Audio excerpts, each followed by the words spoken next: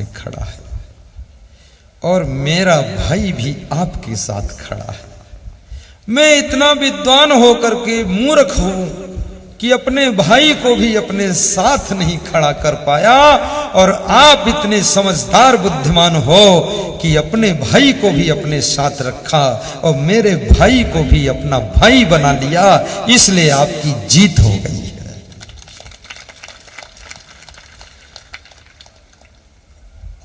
भगवान श्री राम का दिल बहुत बड़ा था। वो हनुमान जी से भी कहते थे कि तुम मेरे भाई हो। कहीं बंदर भाई हो सकता है? लोग अपने भाई को भी भाई नहीं कहना चाहते। हनुमान चालीसा जिन्होंने पढ़ा है जरा हाथ ऊंचा करें, नीचे कर लो। जिनको हनुमान चालीसा पूरी याद है वो हाथ ऊंचा करें, नीचे कर लो। जो हनुमान चालीसा का रोज पाठ करते वो हाथ ऊंचा करें, नीचे कर लो। हनुमान चालीसा बुद्धहीन तनु जानिके सुमिरो पवन कुमार। एक आदमी से मैंने कहा हनुमान चालीसा पाठ किया करो, बोलो तो बुद्धहीन लोग करते, हम क्यों करें? तो मैंने कहा कैसे? बोले उसी में लिखा बुद्धहीन तनु जानिके सुमिरो पवन कुमार। पवन कुमार का सुमिरन वो करें जो बुद्धिहीन है, हम तो बुद्धिमान आदमी। तो मैंने कहा अपने आप तुमने कैसे परिभाषा कर ली कि मैं बुद्धिमान हूं? I am intelligence. कैसे तुम हो गए इंटेलिजेंस? लोग बड़े विचित्र हैं, अर्थ में अनर्थ निकालते हैं।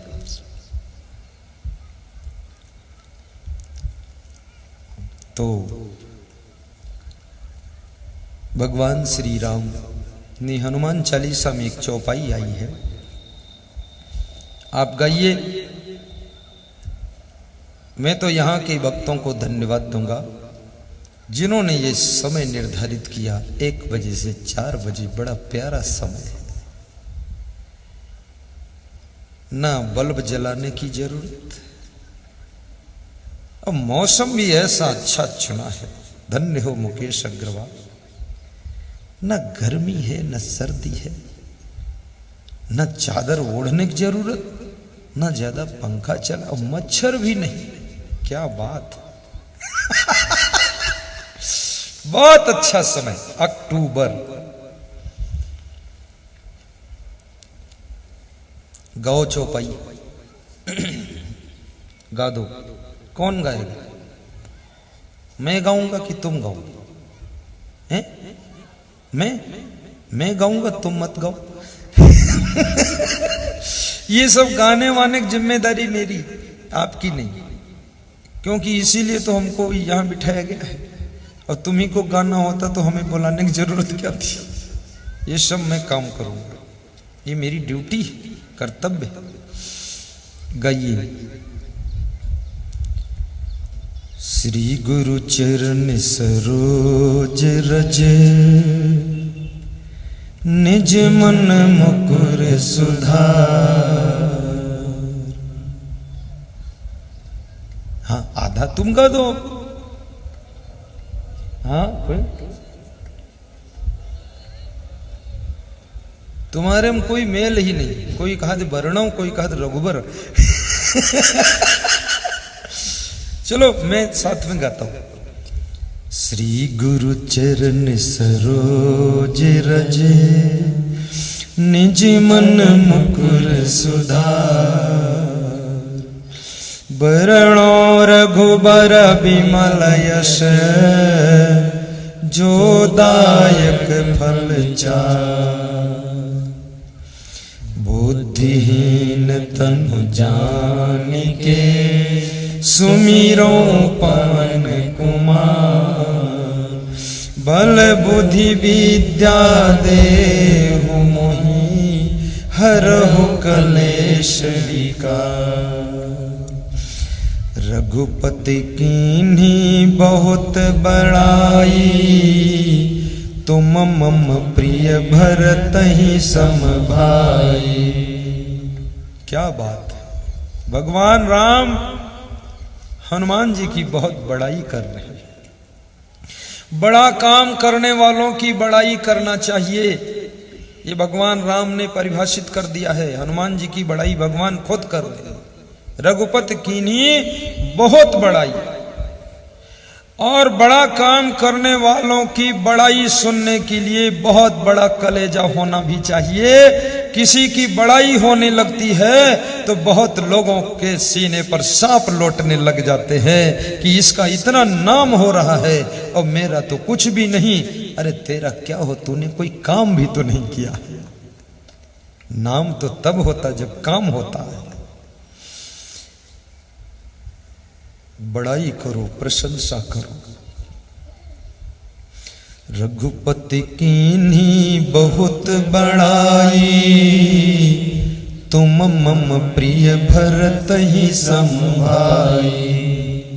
तुम मेरे ऐसे प्रिय हो जैसा मेरा भरत भाई मुझको प्रिय है। वाह, भरत की तुलना में हनुमान जी को खड़ा कर दिया।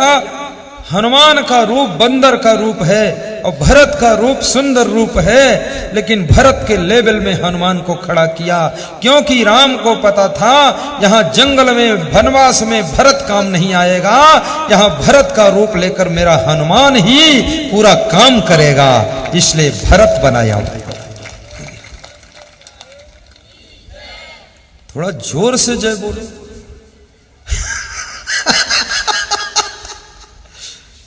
सब थके मादे हैं, कौन जय बोले।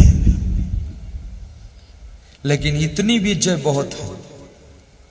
हमारे श्री मुकेश अग्रवाल जी ने जय बोला है। ये तो सबके मन में मेरे लिए बहुत जय है, जय भरी है। लेकिन तुम इसलिए नहीं बोलते हो कि बोलूंगा तो गुरुदेव कब बोलेंगे फिर, इसलिए चुप रहते हो। बाकी बहुत प्रेम है सभी का। फिर से गाओ ये चौपाई। कभी आप अपने सगे भाई की भी प्रशंसा करना, कभी पिताजी की प्रशंसा करना, मां की प्रशंसा करना, कभी अपनी पत्नी की बड़ाई करना, कभी अपने सास ससुर की बड़ाई करना, कभी अपने बेटे की भी बड़ाई करना। माँ बाप किन किन विषम परिस्थितियों में इस घर की व्यवस्था को संभालने में सफल हुए हैं, उनके कष्टों को याद करना, धन्यवाद देना कि धन्य हो पिताजी, आपने किन परिस्थितियों में इतना अच्छा मकान बनाया, ये प्लाट खरीदा, ये गाड़ी लिया, हमारा सबका पालन पोषण किया। ये कहां से इतना पैसे की व्यवस्था करने में आपको कितनी तकलीफ आई होगी। अब पिताजी चिंता ना करो, हम सब तैयार हो चुके हैं, आदेश दीजिए, सारा काम हम संभालेंगे। पिता को खुश कीजिए।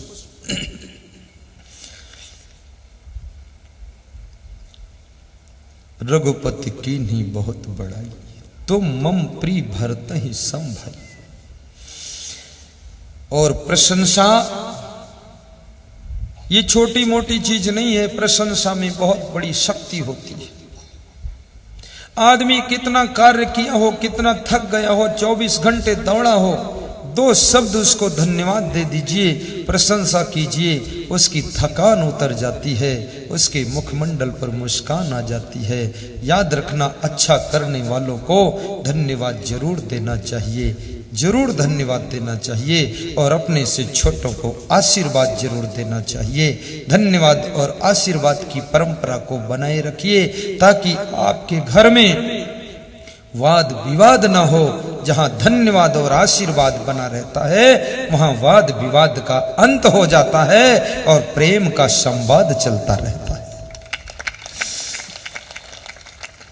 महाराजा धीराज धृतराष्ट्र चिंता की ज्वाला में जल रहे हैं। महात्मा विदुर उनको ज्ञान की बातें सुना रहे हैं। मनुष्य की चिंता दूर करने के लिए ज्ञान की आवश्यकता पड़ती है।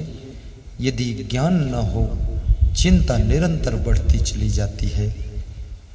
आज महाराष्ट्र से मेरे पास फोन आया, विदर्भ से, कि चिंता क्यों होती है। तो मैंने कहा चिंता होती है, इसलिए होती है। तो बोले यही उत्तर है। तो हमने कहा ये प्रश्न छोटा है, उत्तर बहुत लंबा है। आप इसका उत्तर चाहते हैं, 28 तारीख को मुझे 11 बजे मोबाइल करना, 15 मिनट लगेंगे समझाने में। चिंता, ज्ञान के अभाव में आत्मा का बोध नहीं है, इसलिए चिंता घेरती है। आज मैं आपको संक्षिप्त आत्मज्ञान की बात करता हूं। इस शरीर से पहले, इस कुटुंब से पहले, इस जीवन से पहले भी तुम्हारा जीवन कहीं था। इस शरीर से पहले तुम्हारा कहीं दूसरा शरीर था। इस कुटुंब परिवार से पहले दूसरा कोई परिवार था आपके पास में।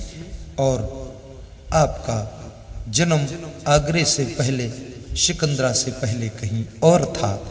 और वहां तुम पिताजी थे, पति जी थे, भाई भी थे, किसी की पत्नी थी तुम, किसी की माँ थी तुम, किसी की सासू बनी थी।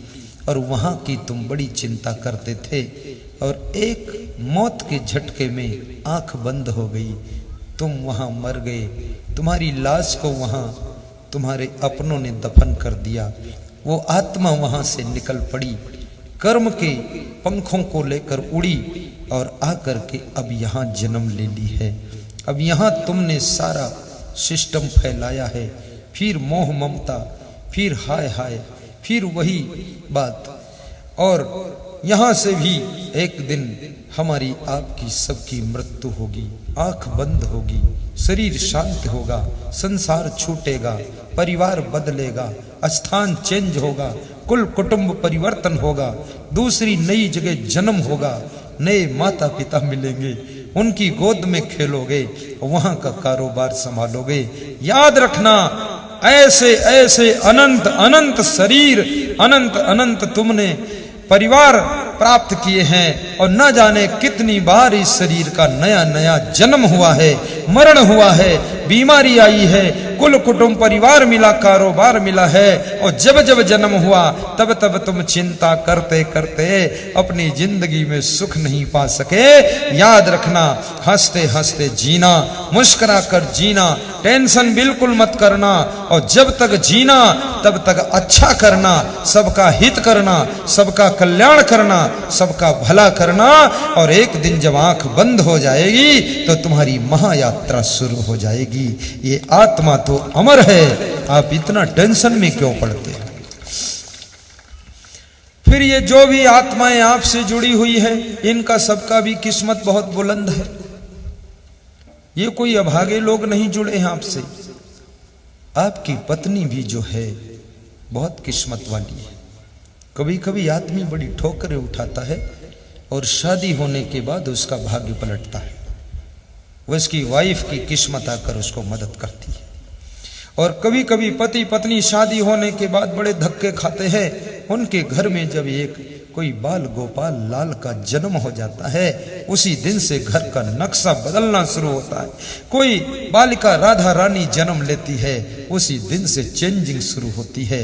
गरीबी दूर हो जाती है, व्यवस्था संभलने लग जाती है। उस बालक, उस बालिका का भाग्य तुमको मदद करने लगता है। और कभी कभी तुम्हारे घर में जब बहू आती है, तब तुम्हारा भाग्य बहुत तेज गति से विकास करने लगता है। इसलिए याद रखना, जो भी तुम्हारे पुत्र है, पुत्री है, पत्नी है, पति है, पिताजी है, माताजी हैं, और बेटा बेटी है, पोता पोती है, इनको सबको धन्यवाद देना। न जाने किसका प्रबल प्रचंड भाग्य तुम्हारे घर में मदद कर रहा है और घर का विकास होता चला जा रहा है। सबके लिए शुभकामना करना। बहुत सुंदर। संतापाद भ्रश्यति रूपम, संतापाद भ्रश्यति बलम, संतापाद भ्रश्यति ज्ञानम, संतापाद व्याधि मिच्छति। और चिंता करने से शरीर में नाना रोग पैदा हो जाते हैं। ये शुगर की बीमारी प्रायः चिंता करने से आती है, या तो जीन्स के कारण आती है, जीन्स का रोग है, और या तो फिर ये रोग ज्यादा मीठा खाने से भी हो जाता है। पर मैं निवेदन करूंगा, गहरी नींद सोया करो, पानी अधिक पिया करो। 40-50 साल की उम्र के बाद चावल, आलू, चीनी, चिकना ये कम खाया करो, ना खाया करो। और सलाद सुबह सुबह खा लिया करो, और पेट में गड़बड़ी हो तो पपीता सुबह खा लिया करो। यस्य पिता नास्ति तस्य पिता पपीता, जिसका पिता ना हो उसका पिता पपीता है। आप पपीता खाइए, पपीता पिता का काम करता है। पिता भी पेट पोषण करता है और पपीता भी पेट को ही संभालता है। और यस्य माता नास्ति तस्य माता हरित की, और जिसकी माँ ना हो उसकी माँ हरड़ है। माँ पूरे आपके शरीर के अंग प्रत्यंग का ख्याल करती है। ऐसे हरड़ का चूर्ण बना लो। बना क्या लो, बना बनाया खरीद लो, तुम बना नहीं पाओगे। कहाँ ढूंढोगे इमाम दस्ता कूट पीस बना बनाया ले लो, और जितनी मात्रा खानी चाहिए उतनी खा लो। मैं तो खैर नहीं खाता हूं, पर तुम खा लेना। हरड़, थोड़ा हरड़ खा लो, शरीर के सभी अंगों को जा करके कंप्लीट करेगी हरड़। और थोड़ा आयुर्वेदिक चूर्ण भी ले लिया करो। पेट में गड़बड़ी हो तो श्री च्यवन आयुर्वेद कंपनी का उदरामृत चूर्ण ले लो।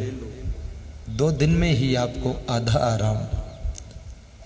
पेट जिनका बड़ा हो रहा हो, बहुत मोटा हो रहा हो, पेट में चर्बी जम रही, उनके लिए आज छू मंत्र बता दूं। आज बताऊं कि कल बताऊं? आज बता देता हूं, रात भर में पेट गायब हो जाए, केवल पीठ ले ये पेट वाली प्रॉब्लम बहुत है, उसके लिए मेदो हर चूरन च्यवन कंपनी का आता है। यहाँ एक भक्त जी शायद दुकान रखे हैं, वहां मिल सकता शायद, पता नहीं पक्का। और जिनके घुटनों में दर्द हो, महादर्द नाशक तेल श्री च्यवन आयुर्वेद का, और एनार्ट पाउडर, बस चुटकी से आधा चुटकी दूध के साथ 50,000 लोगों के घुटनों का दर्द खत्म हो चुका है। ऐसा रामबाण। और जिसके कान में कैसा भी दर्द हो, एक दवा आती है, मैं तो नहीं डाला, मेरे दर्द नहीं, पर जिसने डाला मेरे संत ने बताया कि गुरुदेव सब छो मंत्र।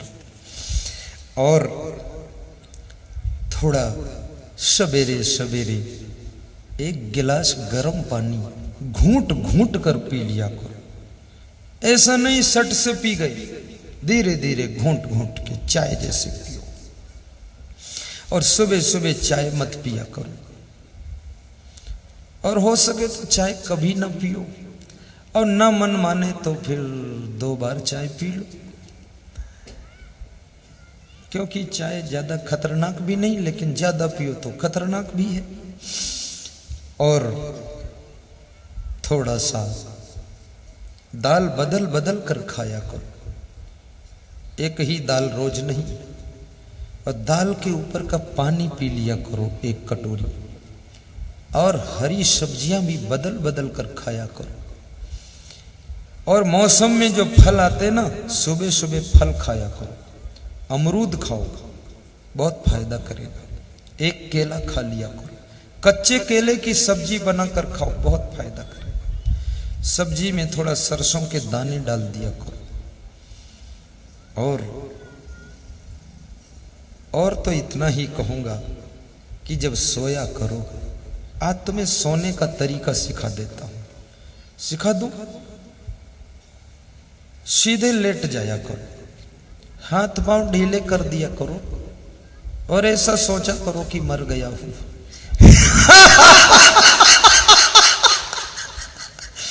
ये तो संभव ही नहीं है, यही करना पड़ेगा।